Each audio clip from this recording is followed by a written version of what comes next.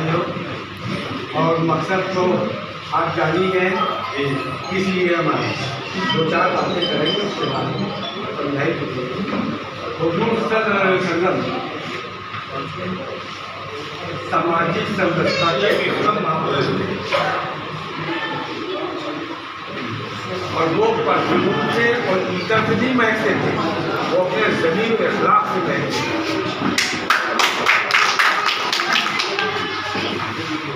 और उन्होंने जो कार्य किया सामाजिक संदेश दिया राजे। आज का मुसलमान हर व्यक्ति जो काम कर रहा है वो संदेश दे रहा है, कितना फर्क है। 2 किलो आटा देना है, 2 किलो मुझे शादी में देना है, खुला मोटरसाइकिल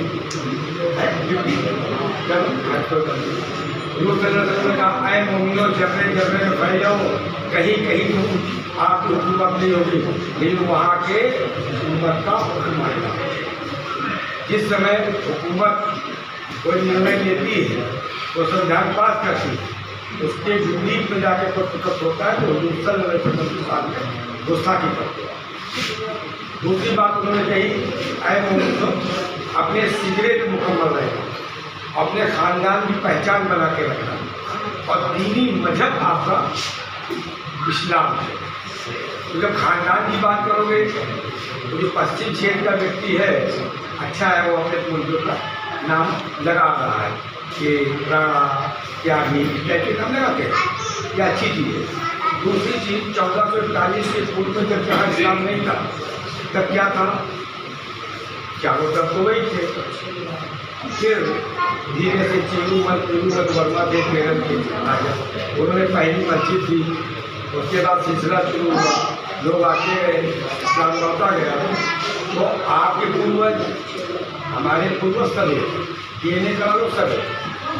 दिक्कत कहाँ पे आई? दिक्कत ये आई कि सुन्नी बहुत भोला भाला है, आज भी भोला भाला है, बाबू के घर में बैठा समझ नहीं पा रहा। आपकी बात रखने वाला अभी तक आज तक कोई आया ही नहीं, ढूंढना को पड़ेगा, क्योंकि प्रोत्साहित व्यक्ति की लक्ष्मी राशि होती है। प्रोत्साहित मुसलमान कैसे बनेगा, ये चिंतन का विषय।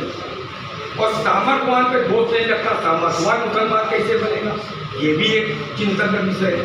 दोनों चीज़ों से मुसलमान दूर है, क्योंकि हदीस तो आ गई कि आधी रोटी खाएंगे, बच्चों को पढ़ाएंगे, तालीम जिंदगी के लिए, जिंदगी मतलब के लिए, एक मालिक एक हम, सब चीज़ें अच्छी कहेंगे।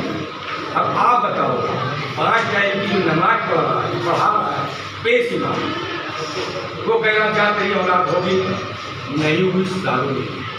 जो कभी मस्जिद नहीं गया सूफी, उसने कहा क्या तेरी औलाद होगी, ऐसा क्यों?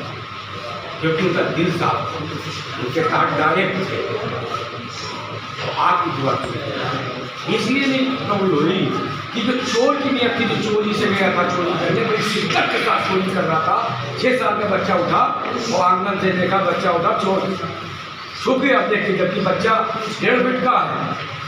ये ईमान था चोर का। और आप जानो अल्लाह चार्टर खोल रहा है, नियत, सारे मामले नियत पर डिपेंड है, नियत साफ मंदी। इसलिए हम अपने भाइयों से कहना चाहते हैं कि आज से लेना और आज का ना कलमा भारत सारे कारों से चार्ज करें। आप के साथ ठगी कहा, राम मंदिर टूटा, किसने तोड़ा? मीर बाकी को M.F. हुसैन देसी जो था असली चित्र बनाता था, 1 अरब 15 करोड़ लोगों की भावनाओं ठेस पहुँचाता था।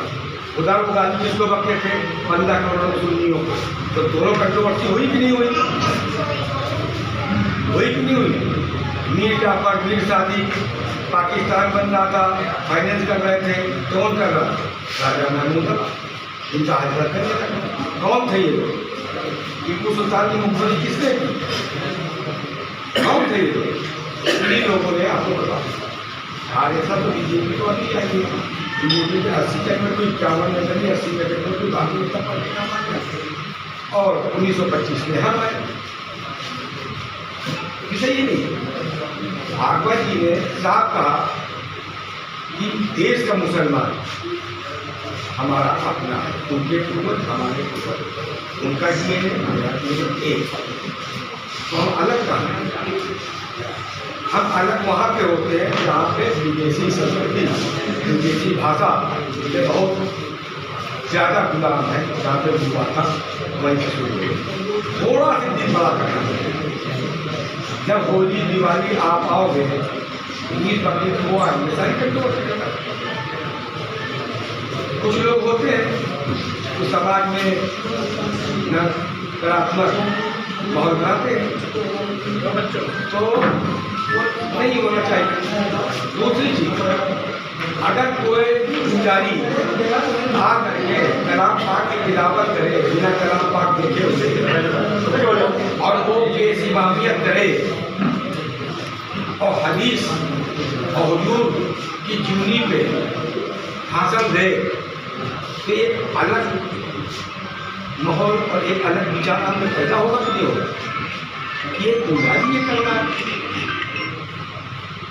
होगा नहीं होगा? इसलिए 24 तारीख को कार्यक्रम है, वहाँ जिस्मानी और रूहानी ताकड़ाएंगे, ऐसा तय करते हैं ताल कटोरा स्टेडियम में। वहाँ सांस्कृतिक विद्वान के साथ साथ